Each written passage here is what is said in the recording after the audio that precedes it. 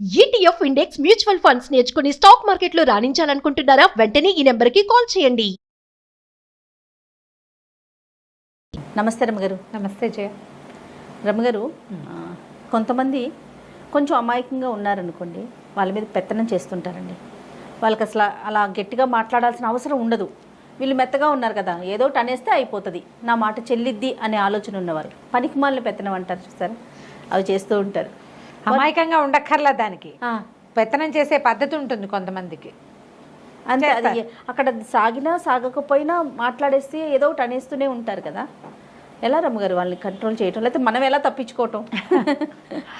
జనరల్గా జయ, ఇప్పుడు ఎలా ఉందంటే సమాజం, అసలు ఎవరికి ఏమీ చెప్పలేం జయ. మన పిల్లలే మన మాట వింటల్లా, మన మొగుళ్ళే మన పిల్లలే మన మాట వింటలేదు. ఎవడి ఐడియా వాడిది. Never ever judge me. నన్ను ఎప్పుడూ జడ్జ్ చేయొద్దు, నాకేమీ సలహా చెప్పద్దు, నా రకంగా నేనుంటా, నా ఇష్టం వచ్చినట్టు నేను చేస్తా అనే సమాజంలో ఉన్నాం పూర్తిగా మనం ఇప్పుడు. నువ్వు బుడ్డ పిల్లలు 8 ఏళ్ళు 7 ఏళ్ళ చిన్నపిల్ల దగ్గర నుంచి నా ఇష్టము, నా ఫ్రెండ్స్, నా రకము, నాది, నా టేస్టు, నాకు నచ్చిందే, నేను అనుకున్నదే, అక్కడి నుంచి పెళ్లి చేసుకోబోయే పిల్లల దాకా. పిల్లలు పెళ్లి చేసుకోవటమే వాళ్ళ పెళ్ళిళ్ళు, వాళ్ళ ఇష్టం. ఆ పెళ్ళికి చేయవలసిన వేషం అంతా వాళ్ళ ఇష్టం. వాళ్ళు ఆ తర్వాత ఏం చేయాలి అది వాడి ఇష్టం. ఉద్యోగం చేయాలా వద్దా వాడిదే ఇష్టం, పోనీ దానిదే ఇష్టం. ఆ చేసుకున్న పెళ్ళిలో నిభాయిస్తావా నిభాయించడం కూడా వాడి ఇష్టమే. దేవుడు పూజ, ఇంట్లో అమ్మా నాన్న పూజ పునస్కారం అన్నీ చేసుకుంటారు. ఈ పిల్లాడు నేను ఎథిస్టుని అంటాడు. వాడు ఎథియిజము చెప్పలేకపోతాం. వాడు ఆయన ఎవరో గురువు గారి దగ్గరికి వెళ్తాడు. ఈ అమ్మా నాన్నకి ఆ గురువుకు అంతుపట్టడు, వీడు మాత్రం పోతాడు అక్కడికి. వాడికి చెప్పకూడదు. నా ఐడియాస్ ఈ సమాజం, ఇది తప్పని నేను అంటలేదు, తప్పు కాదు, ప్రస్తుతపు సమాజం ఇది. ఓకే, ఊరందరికీ శకునం చెప్పే బల్లి కుడితొట్లో పడి చచ్చినట్టు ప్రపంచంలో వాళ్ళందరికీ మంచి మాటలు చెప్పగలిగే మహానుభావులు కూడా, ఇంక్లూడింగ్ మీ, నన్ను కూడా అందులో కలుపుకోవాలి. అందరికీ మంచి విషయాలు చెప్పగలిగే వాళ్ళు తమ సొంత పిల్లలకి చెప్పలేని రోజు ఇది. వాళ్ళు వినరు, నువ్వు నాకు చెప్పకంటారు, అంతే. ఇప్పుడు ఎవరి మీద చేస్తాం పెత్తనం? ఓహో, మీరు అసలు పెత్తనం చేయటానికే అవకాశం లేదండి. అవకాశమే లేదు. అయినా కూడా ఉంటారు. వాళ్ళ సంగతి చెప్తాం, వాళ్ళ సంగతి చెప్తాం.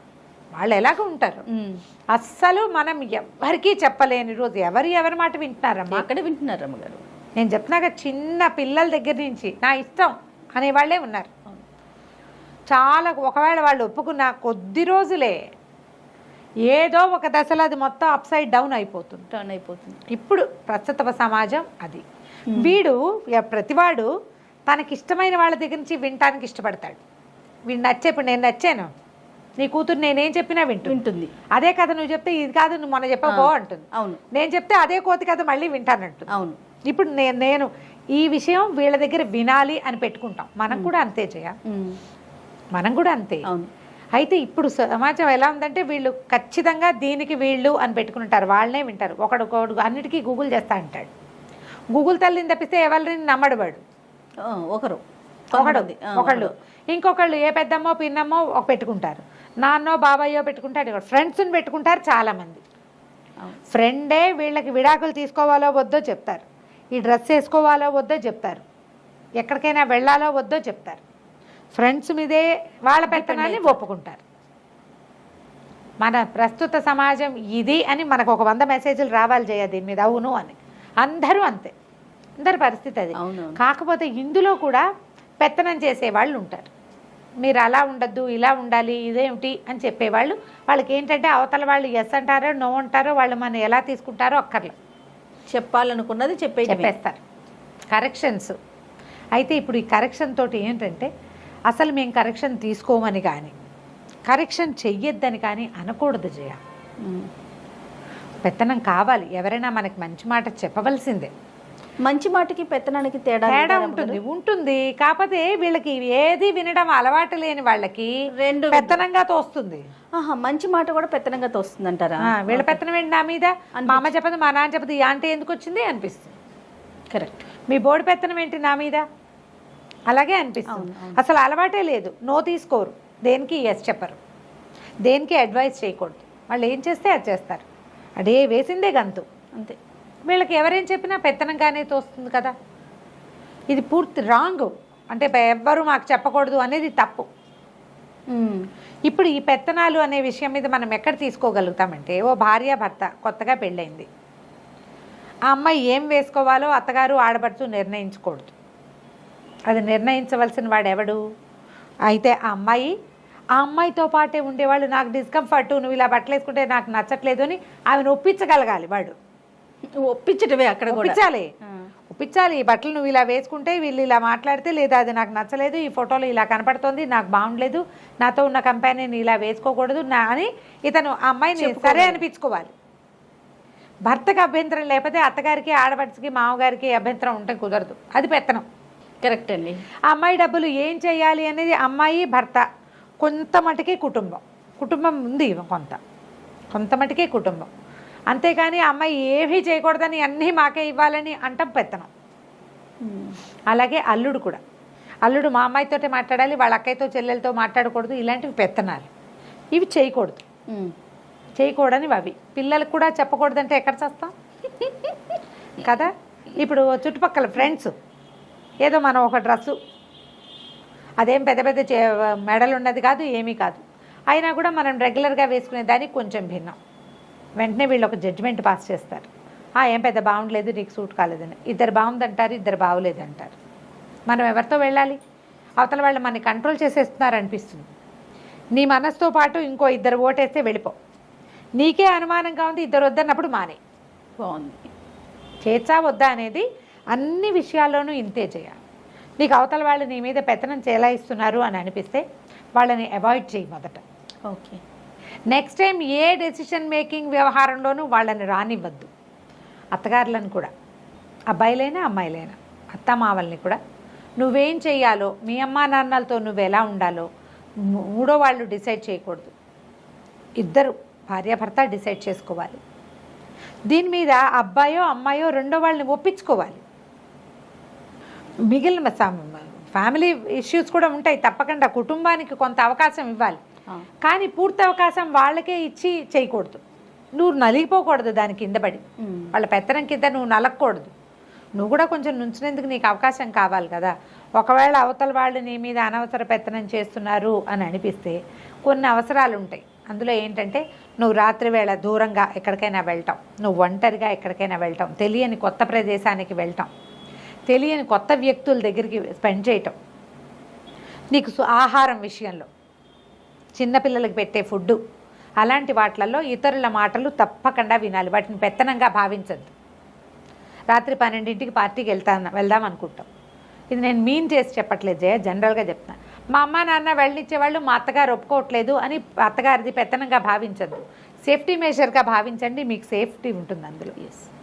పోనీ వద్దంటున్నప్పుడు మీరు ఏం చేయొచ్చు, కాదండి ఇదిగో వీళ్ళు ముగ్గురు వస్తున్నారు, వాళ్ళ ముగ్గురు ఫోన్ నెంబర్లు మీకు ఇక్కడే ఇస్తాను, నేను ఫోన్ తీయపోతే ఒకవేళ ఏదైనా ఇబ్బంది అయితే వాళ్ళలో ఎవరికైనా మీరు ఫోన్ చేయొచ్చు, ఇలా చెప్పండి. వాళ్ళు సాటిస్ఫై అవుతారు, మీరు మీ చేయదలుచుకున్న పని చేయొచ్చు. అమ్మదే పెత్తనంగా భావించే రోజులు ఇవి. అత్తగారుల పెత్తనాలను ఎట్లా సహిస్తాం మనం? చచ్చలేకపోతాం కదా. మనకు అట్లా అలవాటు అయిపోయింది. అదేం తప్పంటం లేదమ్మా, తప్పు కాదు, మనం అలవాటు చేసుకున్నాం, మన పిల్లలకి మనం నేర్పాం. దాని ఎఫెక్ట్ని మనం అనుభవించవలసిందే కదా. ఖచ్చితంగా. ఇప్పుడు నువ్వు నేర్పిస్తే నేను ఒక్కదాన్ని, అవతల వాడికి మాత్రం పిల్లలు కాదు, వాళ్ళు నేర్పుతారు అవే. ఊరందరూ ఒక ఏబిసిడియే కదమ్మా నేర్చుకుంటారు. నాకు మా ఇంటికి ఒక ఏబిసిడి, మీ ఇంటికి ఇంకో ఏబిసిడి ఉంటుందా? ఉండదు కదా. నా పిల్లలకి ఎవరు కంట్రోల్ చేయకూడదు, మా పిల్లల్ని ఎవరు కేకలేయకూడదు, ఇవి తల్లులకి తండ్రులకి సహజంగా ఉండే భావాలు. మా పిల్ల మీద వీళ్ళ కంట్రోల్ ఏంటి? చిన్నప్పటి నుంచి మేము ముద్దుగా పెంచాం. ముద్దుగా పెంచక ఏం చేస్తాం, మనకు 1, 2 వాటిని అలాగే పెంచుతాం. మనుషులైనా కుక్క పిల్లలైనా ముద్దుగానే పెంచుకుంటాం అంతే. పెంచాక ఏమవుతుంది, వేరే వాళ్ళు కంట్రోల్ చేయకూడదు, నువ్వే చేయవు, దాన్ని ఇష్టారాజ్యంగా పోగొడతావు. అన్నీ వాళ్ళు చేయకూడదని న్యాచురల్లీ అనిపిస్తుంది. ఇప్పుడు మనం ఎలా పెంచామో పక్క వాళ్ళు కూడా అంతే. అందరం ఒకే ఏబిసిడి నేర్చుకో, ఒక బళ్ళలోనే చదువుకుంటాం మనం, తప్పదు కదా. ఈ తప్పనప్పుడు ఏం చేయాలంటే, పిల్లలకి కొంత అవతల వాళ్ళు చెప్పిన దాంట్లో నుంచి మంచిని పాజిటివ్ దృక్పథంతో తీసుకోవటం నేర్పించాలి. మనం చెప్పే విషయాన్ని పెత్తనంగా కాకుండా పాయింట్ వైజ్గా వాళ్ళ బుర్రకెక్కేలాగా చేయాలి. నేను చెప్పాను అంతే, నువ్వు వినాల్సిందే కాదు, అది అలా కాదు చెప్పవలసింది. నీ పెత్తనాన్ని అవతల వాళ్ళు పనికి మాలిన పెత్తనం అనుకోకూడదు. అంటే ఎందుకు నువ్వు వద్దంటున్నావు లేదా ఎందుకు నువ్వు చేయమంటున్నావు, ఎందుకు నువ్వు వెళ్ళమంటున్నావు Valid అనే దానికి వ్యాలిడ్ పాయింట్స్ అందించండి పిల్లలకి. రైట్. ఒకవేళ అవతల వాళ్ళు నీ మీద పెత్తనం చేస్తున్నారని నీకే అనిపిస్తే వాళ్ళ పాయింట్స్ వాళ్ళు చెప్పిన దాంట్లో వ్యాలిడ్ పాయింట్ ఉందా, ఆ పాయింట్స్కి ఏదైనా వ్యాలిడిటీ ఉందా అనేది ముందు ఆలోచించు.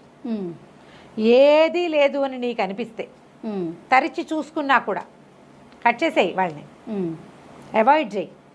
నెక్స్ట్ టైం డెసిషన్ మేకింగ్లో వాళ్ళ సలహా తీసుకోవద్దు, వాళ్ళని సంప్రదించద్దు, వాళ్ళకి చెప్పద్దు.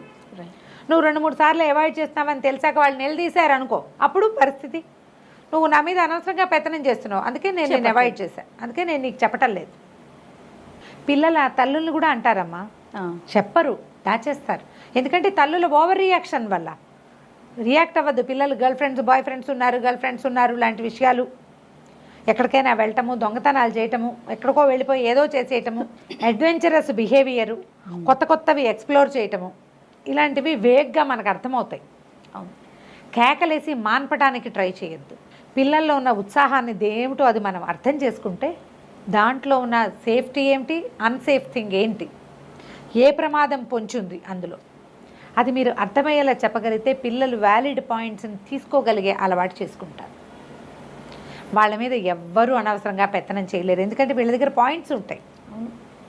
ఇది మన సేఫ్టీ కోసమే, ఇది నువ్వు కరెక్ట్ వాళ్ళని ఎట్లా అవాయిడ్ చేయాలి అని అడిగావు నువ్వు క్లియర్గా, బట్ నేను దాన్ని అవాయిడ్ చేయదు, అందులో నుంచి ఉన్న పాయింట్స్ తీసుకోండి అని చెప్తున్నా. చాలా బాగుంది రమ్మగారు, ఉపయోగపడే విషయం. వెంటనే నచ్చకపోతే మనం ఏం చేస్తాం, ఇది వద్దు అని డిక్లేర్ చేసేస్తాం. మీరు అన్నట్లుగా దాంట్లో అసలు వాళ్ళు దేన్ని ఇష్టపడుతున్నారు, అది దాంట్లో వచ్చి మంచి చెడులు ఏంటని కనుక మనం చెప్పగలిగితే వాళ్ళు ఎంకరేజ్ చేసినట్లు ఉంటుంది. అవుతుంది. ఫ్రెండ్స్ కూడా నో అనేటప్పుడు ఎందుకు నో అనేది మనం చెప్పగలగాలి. ఎస్, అర్థం చేసుకుంటారంటారా? డెఫినెట్గా ప్రాక్టీస్ చేయాలి, అది మనకు అవసరం కదా జయ. ఇప్పుడు మనం అందరినీ అవాయిడ్ చేస్తాం, మనకు మనుషులు ఎవరు ఉంటారు? కాదు రమ్మగారు, నేను అనేది పిల్లలు అర్థం చేసుకుంటారంటారా? డెఫినెట్గా మనం నేర్పాలి, అది ఎస్ మనం నేర్పించాలి. ఏదైనా ఒకటి నో అంటే, ఇప్పుడు కాదు జయ నువ్వు కంప్యూటర్ అడిగింది అనుకో మీ అమ్మాయి, అది దానికి నీ దగ్గర ఉన్న 25-30 వేలది చాలదు, 70-80 వేలది కావాలి. అప్పుడు మనం ఏం చెప్తాం దానికి సహజంగా, అమ్మలు ఇంతంతగా డబ్బులు ఇప్పుడు చిన్న క్లాసే కదా, చిన్న క్లాస్, నువ్వు చిన్న క్లాసు ఎందుకు ఇది చెప్పచ్చు, నువ్వు చిన్న క్లాసు ఒకటి, వాళ్ళు ఎవరి దగ్గర ఉందంటే వాళ్ళ దగ్గర డబ్బులు బాగా ఉండుంటాయి నాన్న, మనం కూడా సేవ్ చేద్దాం, నువ్వు కొన్ని ఖర్చులు తగ్గించు, నువ్వు కూడా సేవ్ చేసి నెక్స్ట్ ఇయర్ కొందాం. నెక్స్ట్ ఇయర్కి దాని అవసరం లేదని మీ అమ్మాయికి ఆటోమేటిక్గా అర్థమైపోతుంది. అవును, ఎక్కడికైనా వెళ్ళటం, అక్కడ ఉన్న ఏమిటి ప్రమాదం, ఇబ్బంది ఏంటి, మనకేమి ఇబ్బంది, మనం ఎందుకు వద్దనుకుంటాం. ఎస్, అది కొంచెం అర్థం. చాలా విషయాలు మనం చెప్తే అర్థమవుతాయి జయ. 90% మనం చెప్పం, నో అంటూ ఉంటాం, అంతే. రీజన్స్ చెప్పలేకపోతాం. కొన్నిటికి రీజన్స్ ఉంటాయి కదా గ్యారంటీగా, చిన్న ఉంటాయి, వీటికి ఎందుకులే మనకి అని అనిపిస్తుంది, వాటిని నో చెప్తే కోపం వస్తుంది పిల్లలకి. రీజన్స్ ఉన్న విషయాల్ని ఆ రీజనింగ్ తోటి ఒప్పిస్తే పిల్లలు వినడానికి అలవాటు పడతారు జయ, వింటే మంచిది మనకి. సో ఇప్పుడు మీరు చెప్పిన దాన్ని బట్టి నాకేమర్థమైందంటే పెత్తనం కూడా మంచిదే. అంతేనా రమ్మ? అంతే. రైట్. నమస్తే. నమస్తే.